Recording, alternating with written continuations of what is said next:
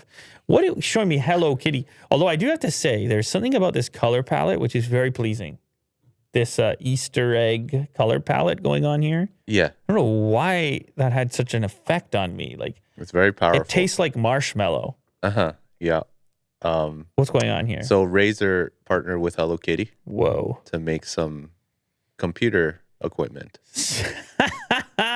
World of super cute adventures awaits. I like how they go all the way. You know, it's full pink. There's Hello Kitty everywhere. And I like it. So this is going to show up on really good. This is going to show up on a Twitch stream near you.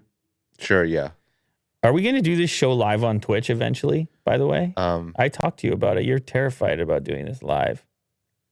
Yeah. We should ask the audience. Yeah, we should ask the audience right now. If we did this live, would that add anything to it? If you could chat and comment, and we would still obviously put it up, and we would still obviously put out the audio, but we're just curious, and the clips would still go up, but we're just curious about whether or not we should do it live, if that could add something.